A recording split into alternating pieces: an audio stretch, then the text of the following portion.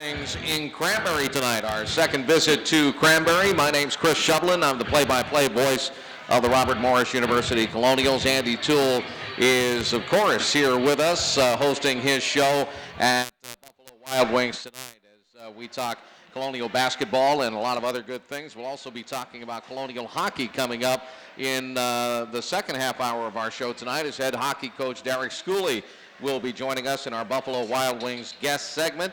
And for the folks here in the building, we invite them to come up and sign up for prizes. We have some great stuff to give away tonight, including courtside seats at an upcoming Robert Morris University men's basketball home game. And not to mention, folks driving around tonight, if you're up here in the North Hills and the Cranberry area, stop in and see us. We're going to be around until 8 o'clock. Coach Toole, good evening to you.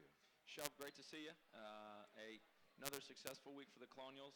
Not without some possible bumps in the road and some interesting storylines, but came out of another weekend with 2 wins, and that's the most important thing. And excited to be here and looking forward to our next challenge. There was a little bit of drama within the Colonial program, and I'm talking about on the court first. Off the court, there were a couple of issues, and obviously you've weathered the storm, and so have the guys. But let's talk about getting between the white lines in the last 2 ball games. We'll start off with last Wednesday's win. A lot of folks here in the Pittsburgh region got to see that game because it was televised live on Root Sports Pittsburgh, and that was the win over St. Francis University of Loretto. And that was a big win for Robert Morris because you had just played them about 10 days earlier. Yeah, every win for us right now is a big win. And as we look at the season going forward with 6 regular season games remaining, each and every time we step on the floor, we have to make sure that we are doing everything within our power to be successful. And so the win versus St. Francis, up at Loretto, we had a terrific first half where we were unbelievable from the field, unbelievable offensively, and then were able to do enough in the second half to win the game. And we knew they had been missing a few guys in our first matchup, including their leading scorer and one of their leading rebounders, and so they were going to be a strong team. They were coming off a great win against St. Francis Brooklyn, and it wasn't exactly a thing of beauty. We had to do some things that kind of change tempo and kind of grind at certain times, but the most important thing was we were able to come out with a win, and we had a lot of guys play very well for us in that ball game. How tough was it preparing for them for the second time around, because they pretty much were a different ball club?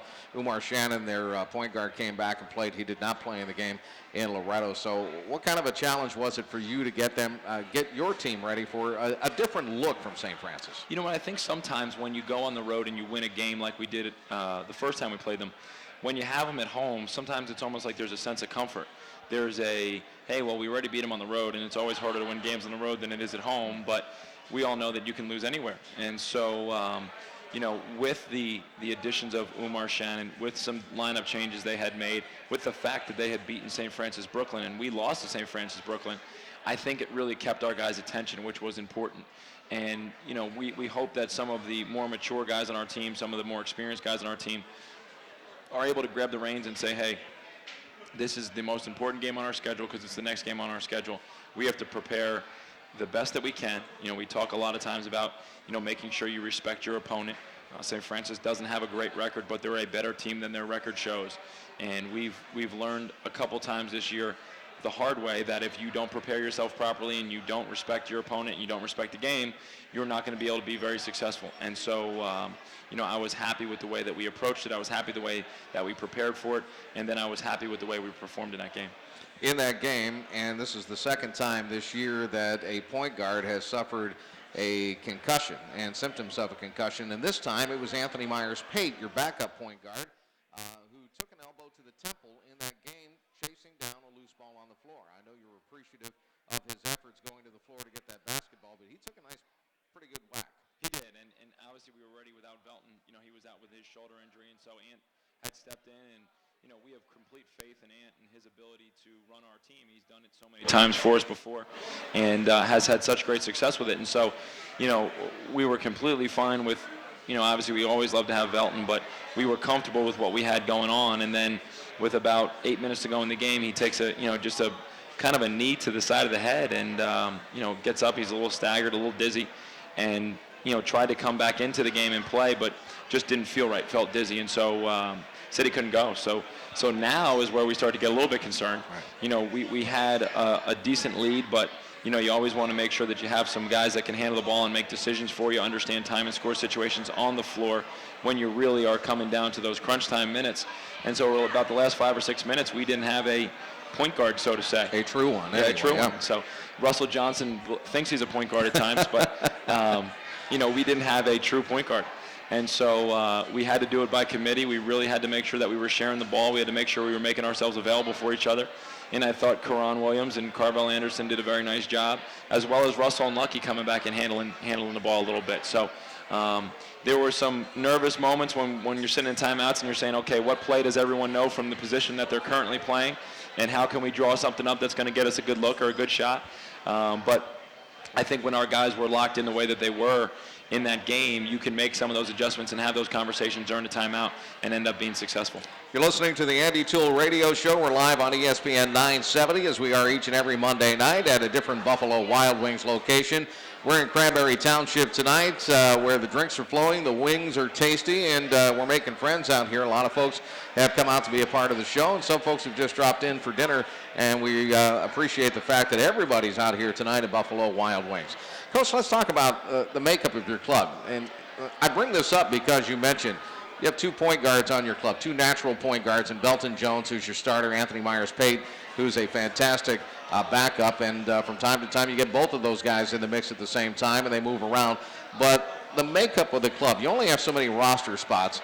How many point guards do you have? How many 2 guards do you go to? How many power forwards? How many wingmen? And how many 5s? I mean, let's break it down man by man. And it's one of the things about, Northeast Conference play and our team that is unique. We don't necessarily have a whole lot of guys that fit into a cookie-cutter position. We have guys that have different skills or different abilities. We try and look for guys that have that are versatile and can play multiple positions, to be honest, because like you said, a lot of times you're going to be in situations where maybe your, point guard is out. Well, who else can help you handle the basketball?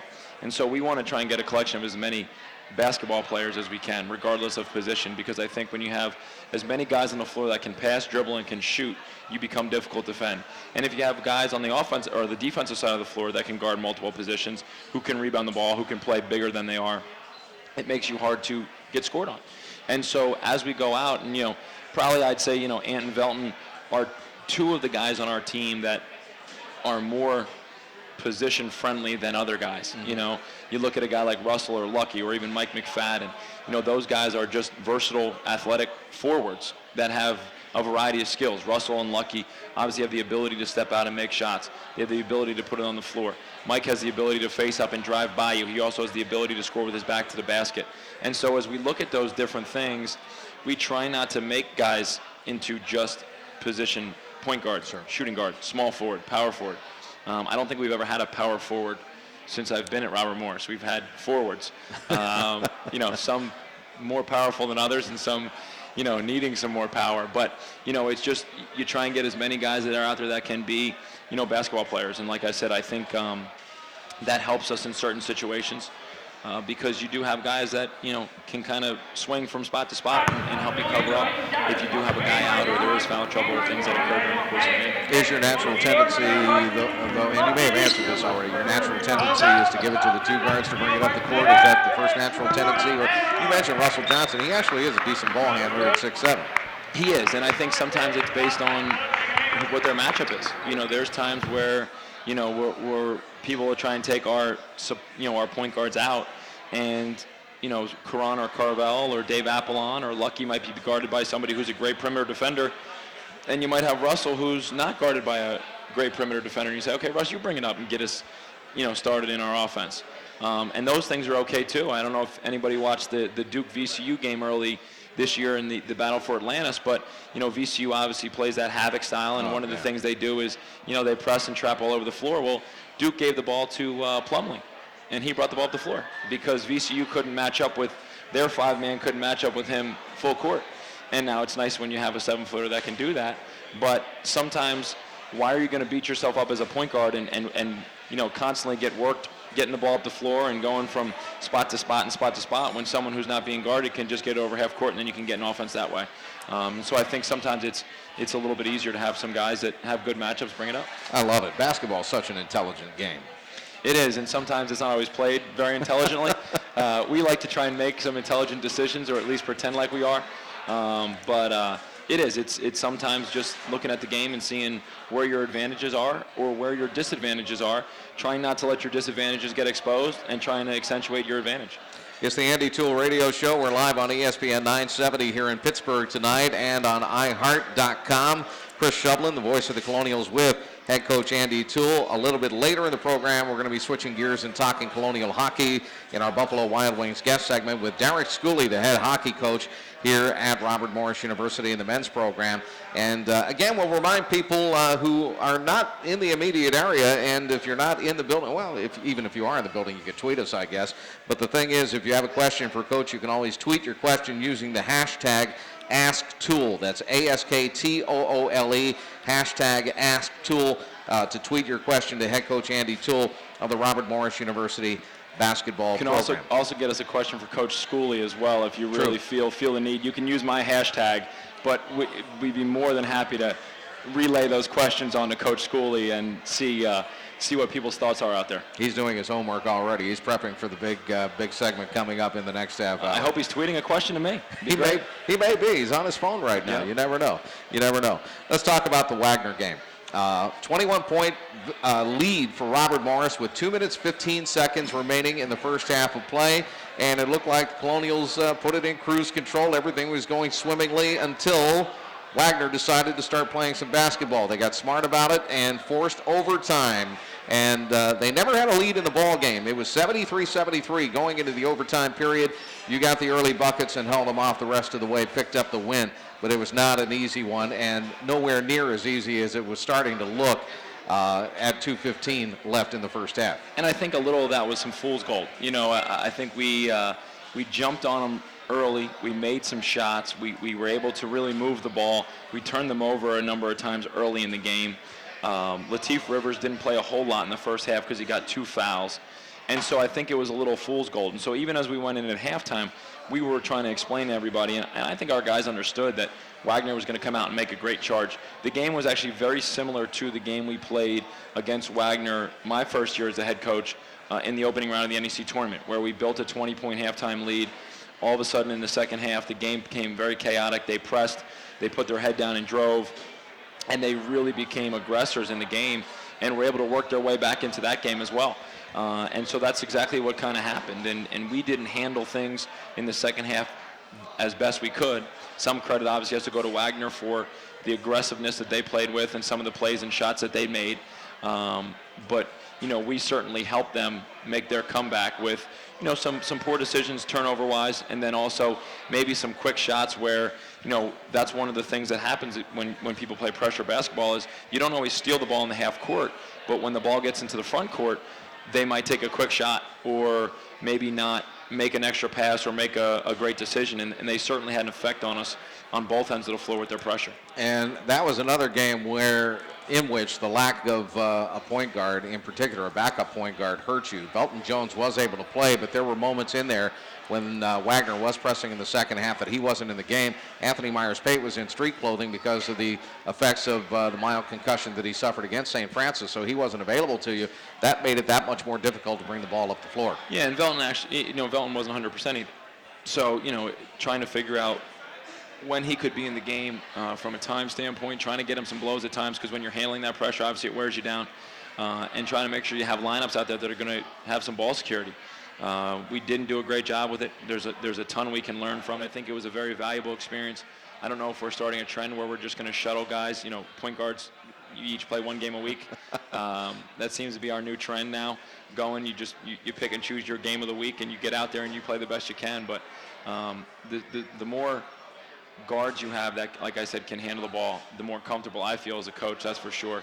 And it's a lot more difficult for you to be pressed and trapped. I think you saw, even in the first half of the game against Wagner, as soon as Belton went out of the game, they immediately went to some full court pressure. And so it was something they were going to try and expose on us. For a while, we handled it well and got good shots, but eventually it wore us down. In the second half, you really had some trouble moving that ball up the floor. The press was really affecting your club. Tell me about your philosophy of breaking the press and the designs you put out there on the floor, trying to get through and get the ball up the floor. Well, we always want to make sure that we have somebody that's directly above the basketball, someone that's in the middle of the floor, and then someone who's behind the basketball. Most presses will allow you to throw the ball backwards. Right. They don't always want you to throw it forwards, but they'll allow you to throw it backwards, and so that's your lookout. And so we always talk to guys about looking above, middle, then behind. And we had guys in those positions. I'm not sure of our ball handlers in the traps did as good a job as they could have being strong and looking down the floor. A lot of times good pressure, that's what it'll do to you. It'll make you just look backwards. You don't face the game. You don't make as good of decisions. And that's exactly what Wagner did to us. As we watched film, as we looked at it, and even times during the game when we were able to throw the ball down the floor, we were able to get really good shots. We just didn't do it frequently enough. We spent too much time looking at that guy who was behind us, and that only increases the pressure. If you can look down the floor, whether it's down the sideline or to the middle of the floor, now all of a sudden you're going to put them at a disadvantage because you're going to have a 3-on-2 or a 4-on-3, and then you have the opportunity to attack that pressure and really make people pay for pressing you. We just didn't do it frequently enough. Obviously, there are reasons that teams will press you. A, they're trying to create turnovers to get the ball back. B, they're trying to slow down your offense, not give you a lot of time. Once you get into the forecourt, if you get into the forecourt, then you have to hurry to get a shot. Yeah, I think, Wagner was obviously looking to try and create more possessions for themselves to try and get back in the game. And some easy possessions, whether it was on turnovers for quick layups so they could press again, or like we talked about earlier, when we do get it over, taking a quick shot, and now they can run it down. They had to figure out a way to make the game chaotic, because in the first half, when it was a half-court game, we were able to get good shots, and we were able to disrupt their offense. Once it became chaotic, up and down, different matchups, different guys handling the basketball, we lost our flow a little bit, and so their press was extremely effective. And like I said, there's going to be a lot of other games during the course of the rest of the regular season, and then hopefully more games in the NEC tournament where we might face situations like that. And so I think being able to come out of that game with a victory and still being able to learn so much is going to be a valuable experience for us. Coach, I'll ask you one more thing about presses. Obviously, there are pressure points on the floor where presses can trap you. They can get you caught without you being able to move the basketball forward. One of those is just inside the timeline, particularly on the sidelines. How do you avoid getting the ball into those situations, and how do you get out of them? Well, you avoid getting in those situations by maybe not picking your dribble up right at that point in time, being a smart receiver of the basketball and making sure you get into the backcourt when you're receiving the ball. One of the worst places you can catch it is just in the front court at half court there. And it's places where, unfortunately, we ended up a few times in the game Saturday. That line's an extra defender, really. Exactly. And we did a poor job at times of catching the ball on the inbounds right on the sideline and the baseline, down in that corner over there. And so those are areas we want to stay out in. And then the only way to really get out of it is just have some poise and toughness. You have to understand you're going to face multiple defenders. They're going to be pressuring you, trying to make you uncomfortable. 2 minutes. You have to be able to make the right decision, and you have to have teammates that are making themselves available and really presenting themselves for you as an outlet. We tell our guys all the time, if there's a defender standing directly between you and your teammate, you have to move. The ball cannot go directly through their chest, and so you have to give them a passing lane. You have to give them an angle to be able to get the ball so that we can then attack pressure. I appreciate the X's and O's, even on the radio, and I'm sorry I got that far into it, but it was just interesting to me, particularly coming off that game. And coming off that game, it was a victory. Let's face it. I know you were up 21. They ended up tying it up at 73. You ended up winning it in the OT period. So that has to feel good. You got 2 W's this week. Oh, there's no doubt about it. And obviously the significance of the game versus Wagner being the only time we play them this year, we hold the tiebreaker against them if it comes down to a tiebreaker situation. And they were, tied for third place coming into that game. We were in second place. They were tied for third place. So we beat a good team. And I don't think anybody who was at the game, who follows Robert Morris and who follows Wagner, would expect that game to be a 21-point game. I mean, each and every game we've played against them over the past 3 years now has been a hotly contested, down to the wire, 1-2 possession game. And so I think that's what everyone was anticipating going into the game. And it was almost a little bit surprising that we had built the lead that we built. And so I was very happy with getting the win. Obviously, it's much easier to teach after a win.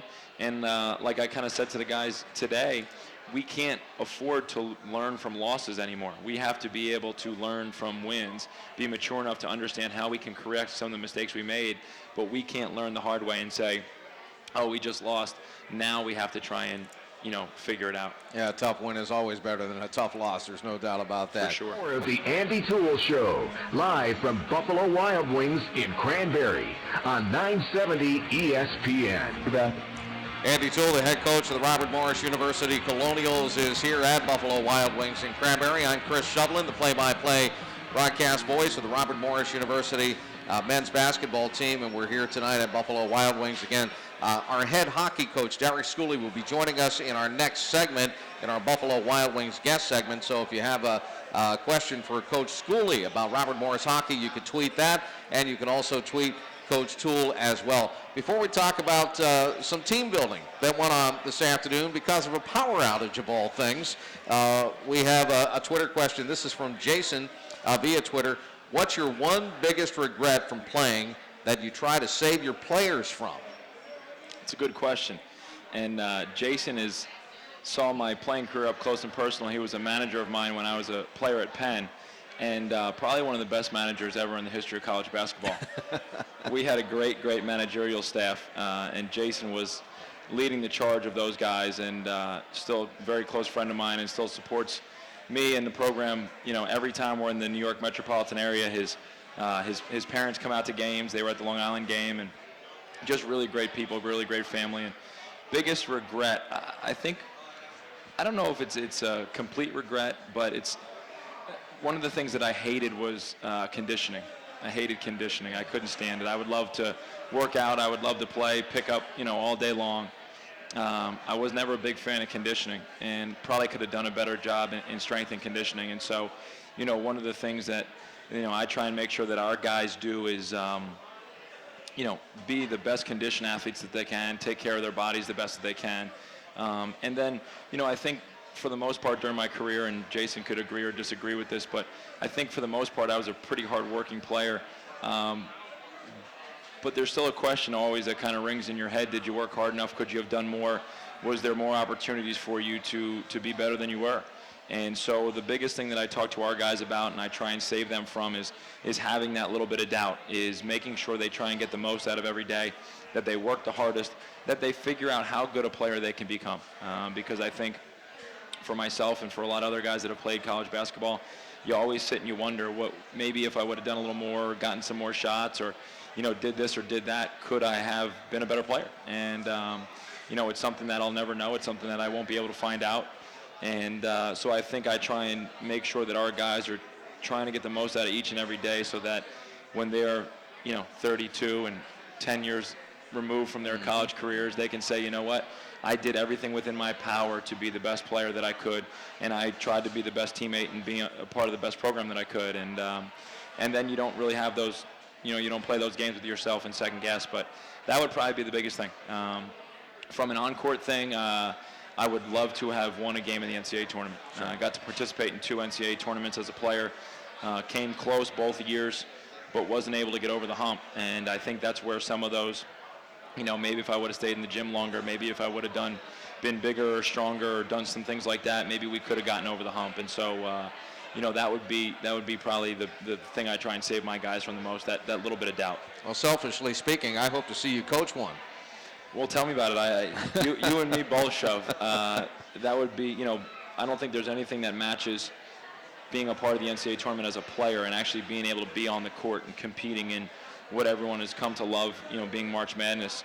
Obviously, being an assistant coach and being able to be, preparing a game plan for an NCAA tournament game is special. But to be the guy standing up, that's leading the charge and leading a program into the tournament is something that I can't even imagine what it would be like. And I hope that I get to experience it sometime soon. Mm-hmm. Sooner than you want, I hope. I hope so. Anyway, Jason, excellent question. Andy, excellent answer, too. And obviously here at Robert Morris, when you talk about strength and conditioning, you're talking about Todd Hammer. So the program has a very healthy supporter. Yeah, Todd Hammer, quite a renaissance man when it comes to strength and conditioning coaches. Usually they're, a little bit meatheadish, should I say. But Todd has his quote of the day up, and always has his scheme to try and motivate our guys, and he does a great job. And it's great because we just have such access to him.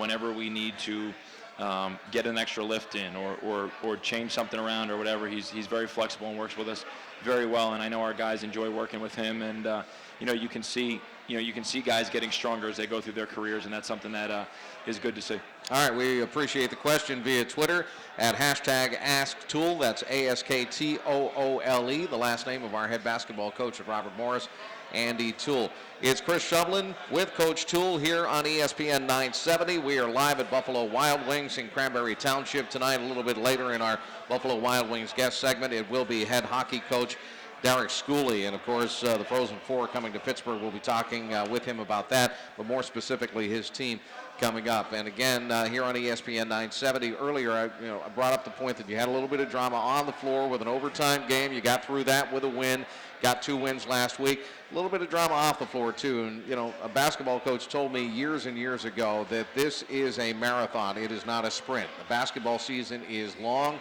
It is drawn out. It's not going to all happen in 1 week or in one game or even in 1 month.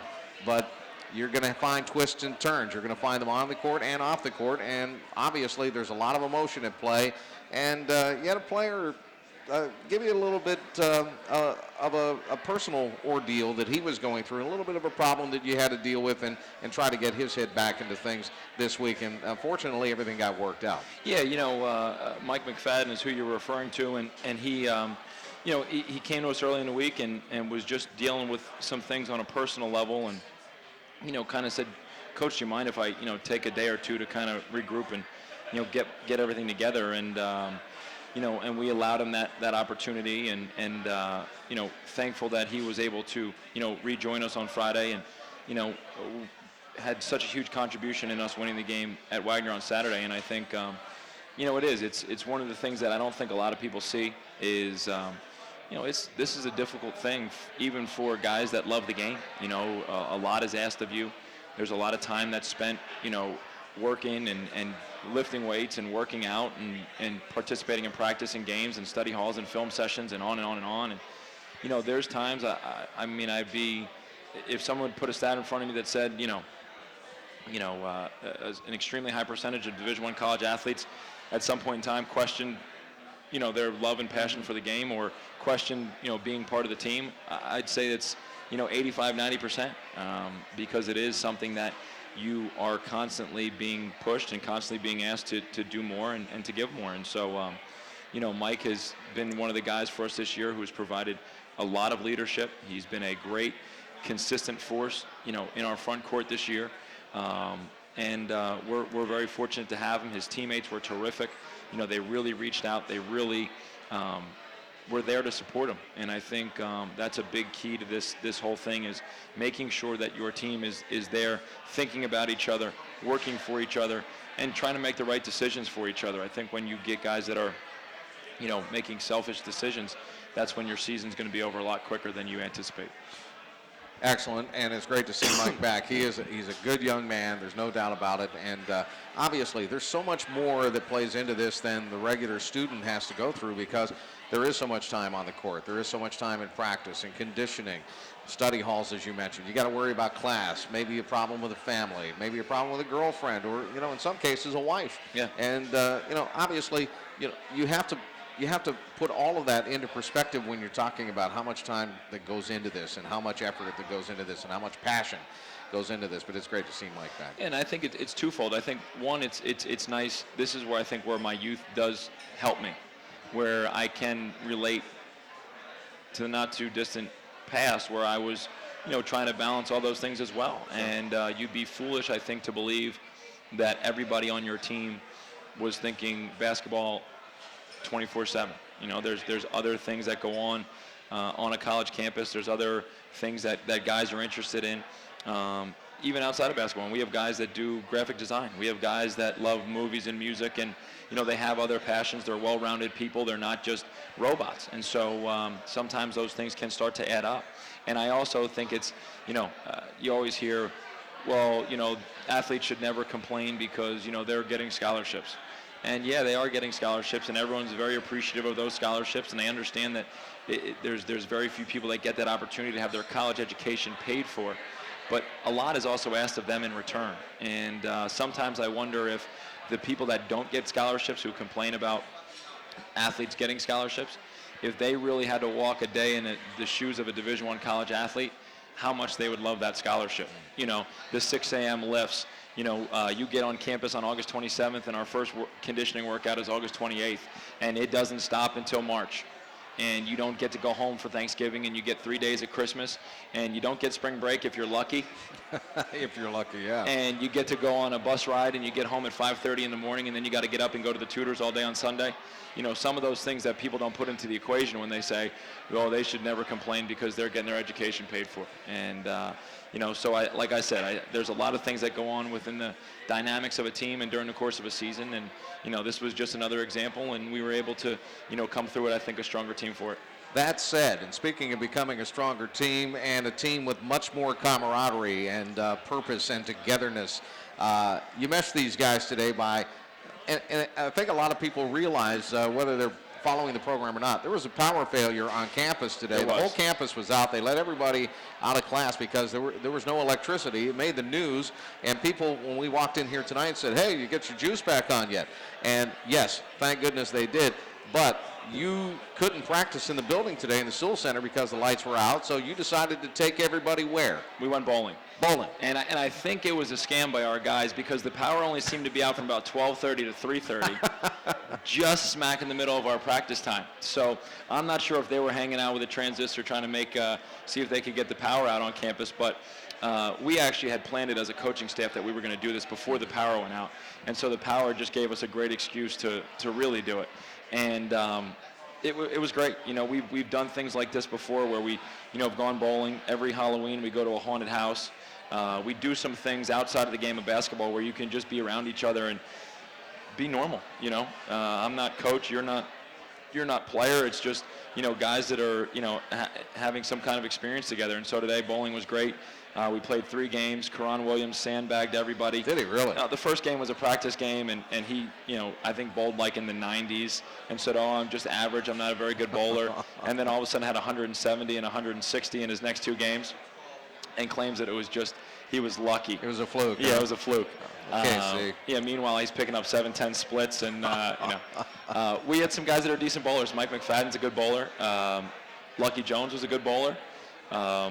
Coach Burns had a big game for the coaches at the end. I was terrible today, I'm not going to lie. Usually when I bowl, I go bowling with Brooke, and I usually beat her. She's going to really love that when I get home. I said that I beat her in bowling. But today I was awful, and the guys were letting me know about it a little bit, which is Good. all part of the territory when you're out there fighting for some pins. Good. Well, it's fantastic. And obviously it was not only fun, it was an escape away from the norm, but again, it was something to laugh about too, and get everybody pulled in together. Yeah, exactly, and I think that's the biggest key from it. You know, the guys will be talking about tonight about, you know, who won and who lost, and, you know, who got strikes and who didn't. And we had, you know, some guys pick some teams, and so we had some different lanes going, and a little bit of competition's always got to be a part of the equation. But it was a lot of fun, and I think at the end of it, the guys, you know, they enjoyed the day. I think it'll help them even rest their bodies a little bit. You know, you're in the grind of the season now. And so making sure that everyone's trying to stay rested and as healthy as they can is important.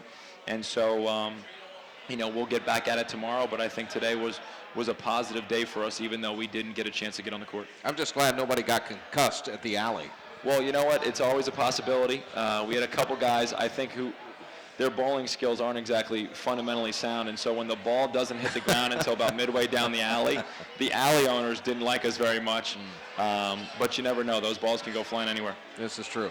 You mentioned 2 guys, Karan Williams, who had a great start against Wagner the other night in the victory, and Lucky Jones, who had a tremendous ball game against St. Francis and transferred that into the Wagner game as well. And he's been outstanding for the free throw line. Over those 2 games, he was like 19 of 20 or something like that. He was. He's been getting a lot of extra shots in the gym, as Karan has as well. And both of those guys were instrumental for us this weekend. I mean, Karan is the one who really got us going on that start against Wagner, gave us some breathing room. It was great for us to see because the last couple games he'd struggled shooting, and he was able to get some good looks and knock him down, which is great for his confidence.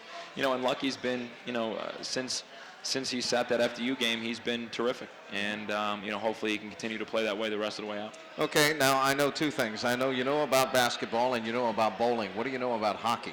I know nothing about bowling, to be honest with you, but I just know the premise. I know even less about hockey, to be honest. Well, we'll both take some lessons coming up. How's that? Yeah, Schooley's going to have to teach us a little bit because I I'm not sure the blue line, the red line, or any of the other lines that are in between. All right. Derek Schooley, the head men's hockey coach at Robert Morris, is going to join us in the next segment. Again, you're listening live from Buffalo Wild Wings in Cranberry Township. I'm Chris Shublin, the play-by-play voice of the Colonials. Robert Morris head basketball coach Andy Toole is here. It's the Andy Toole Show, and Derek Schooley is next up in our Buffalo Wild Wings guest segment, coming up right after this break on ESPN 970. Hey, Pittsburgh. Now, more of the Andy Toole Show, live from Buffalo Wild Wings in Cranberry on 970 ESPN. You're on. Once again, we welcome you back. Chris Shublin, the play-by-play voice of men's basketball at Robert Morris University, with head coach Andy Toole on the Andy Toole Radio Show. And in our Buffalo Wild Wings guest segment tonight, Derek Schooley is the head men's hockey coach at Robert Morris University. And believe it or not, Andy and Derek, before Derek joined us, we were talking about bowling. Now, both of your teams have gone bowling over in the last week or so.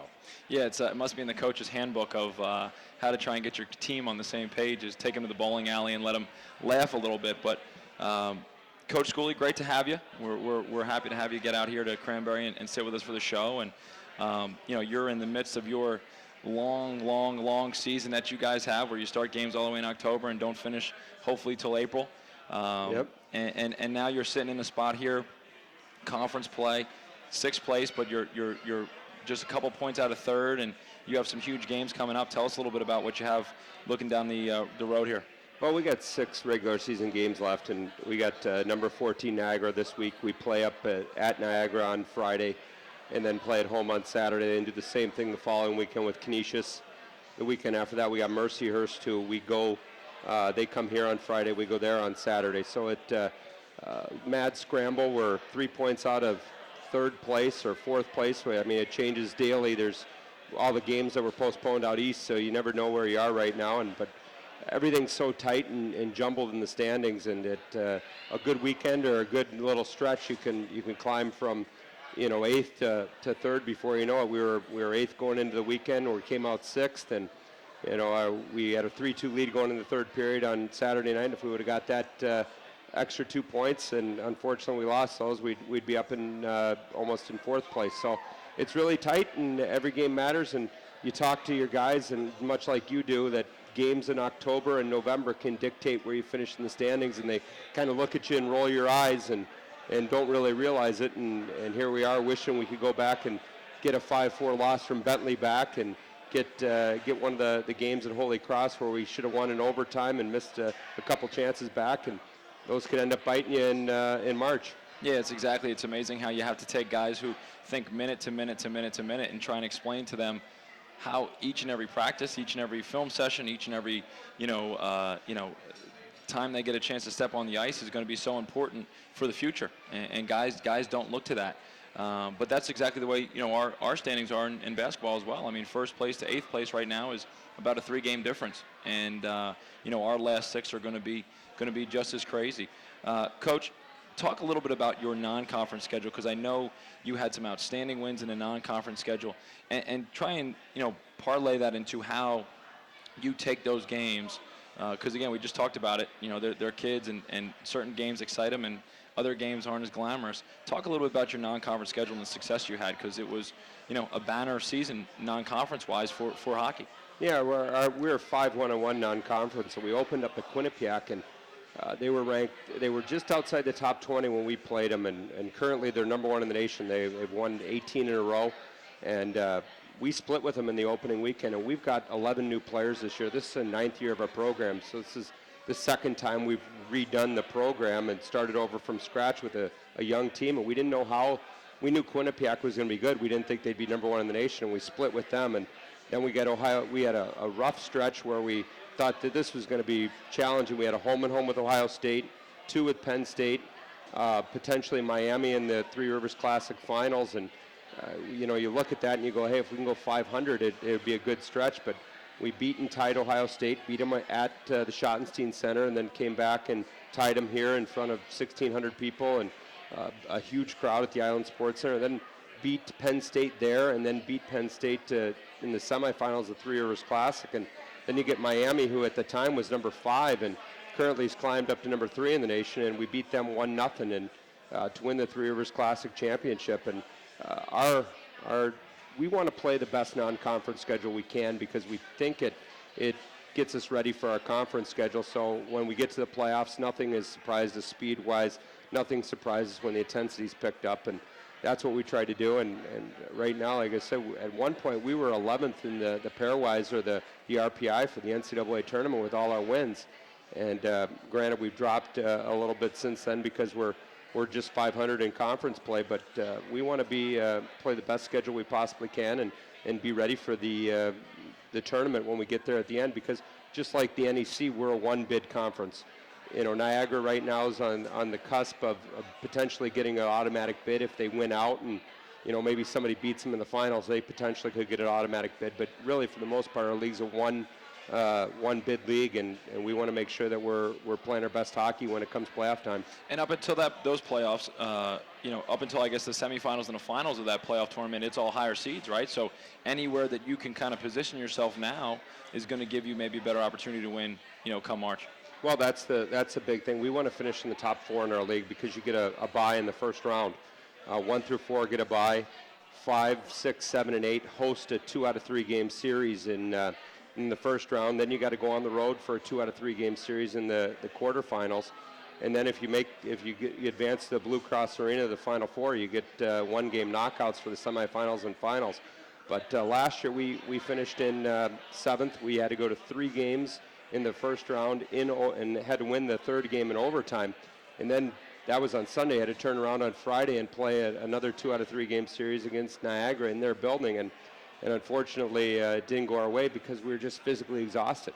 And that's where the first round bye is so big. And we're playing for that right now. And we're close, and we'd like to, that's one thing we got to get on a little bit of a run here to try to get one of those top 4 seeds so we don't have to play in the first round. If you're just tuning in, I want to remind you, you're listening to the Andy Toole radio show, the head basketball coach of the Colonials with the head hockey coach of the Colonials, Derek Schooley. We're here live at Buffalo Wild Wings in our Buffalo Wild Wings guest segment in Cranberry tonight. Derek, you're a native of St. Louis, big Cardinals fan, if I do recall. Have been in Air Force Academy, in Chicago, went to school at Western Michigan. You've been kind of all over the country. Tell me a little bit about Pittsburgh and hockey, and us being the only Division I hockey program here in Pittsburgh. How is that received within the city? Well, it's grown leaps and bounds, and with the success of the Penguins, our program's profile and stature has grown tremendously. You look at what the Penguins have done, and the arrival of Crosby and Fleury and Malkin, and I think that's really helped our hockey program. The Penguins have been great, and going from starting at Cornell and going out to Colorado, and you're always you're always in a good hockey area, but you don't see the support that you see from the NHL team. And the NHL team here in town has just been tremendous in all aspects of youth hockey. And they're really, we're really pushing with the Three Rivers Classic next year. We got Boston College, who's won 3 of the last 5 national championships, coming in for it. We have Bowling Green, who's Dan Bilesma's alma mater. And you got Penn State, obviously, starting their hockey program, and that's going to be a rivalry that continues. But hockey in Western Pennsylvania has just grown, and obviously the success of the Penguins has really helped our program. But, the local hockey people have really caught on to college hockey, and we've had future NHL players play in our building against the Colonials, and then 2 years later they're playing in the NHL. And hopefully we're at the point, we've got 2 guys playing in the American League, 1 step below the NHL, and there's been a lot of NHL guys come out and see our team play this year because of the success of our seniors, and hopefully sooner or later we'll have a Colonial playing in the NHL, and that'll just help our program grow by leaps and bounds. And we're only in our 9th year. We're the 2nd youngest Division I program in college hockey next to Penn State, and we didn't start with a history of a club hockey program like Penn State did. And we're to the point where we're getting very good recruits. We're getting recruits that are ranked in the NHL Central Scouting, getting looked at, drafted. 2 minutes. So it's one of those things that we just need to continue growing our program, and the Pittsburgh Penguins really helped that. Derek, I know that we're coming down to the close of the show, but we need to talk about the Frozen Four and what it means for Robert Morris to host that prestigious national championship of the NCAA here in Pittsburgh at Consol Energy Center. Well, it's going to be a great week for Pittsburgh, a great week for Robert Morris, not just our hockey program, for the university. You're going to see the national champion crowned here in Pittsburgh. and on the ice we'll have the Robert Morris logo. A lot of work has gone into it with Marty Galosi, Craig Coleman, our bid partners with the Penguins, Visit Pittsburgh, and Consol Energy Center. Everybody's done a great job, but it's one of those things that's going to be something that you're not going to see probably happen for a number of years. This will be the first national championship hosted in Pittsburgh since 1960s women's gymnastics champion. Wow. So I wasn't aware of that. yeah, there's been first round games, second round games, but never a national champion crowned here.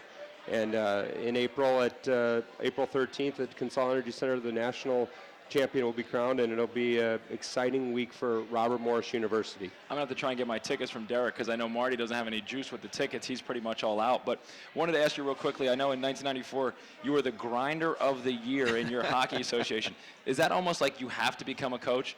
What is that award? And the grinder of the year, it's just something like a coach's dream? Is that how you would describe 30 seconds. I guess that's what they say, but from what I understand, you were kind of that same way as a basketball player. So hard work, energy, play hard, and hopefully what our players are getting out of us. Exactly right. Guys, we're just about out of time. Derek Schooley, the head hockey coach, of course, the Andy Toole radio show, the head basketball coach of the Colonials. Thanks so much for being here at Buffalo Wild Wings tonight. I'm Chris Shovlin, and next week we're going to Greensburg, Coach Toole. We do. So get ready. It's going to be a long truck out to Greensburg, but we're happy to be there. We'll talk to you then. Thanks for joining us on ESPN 970.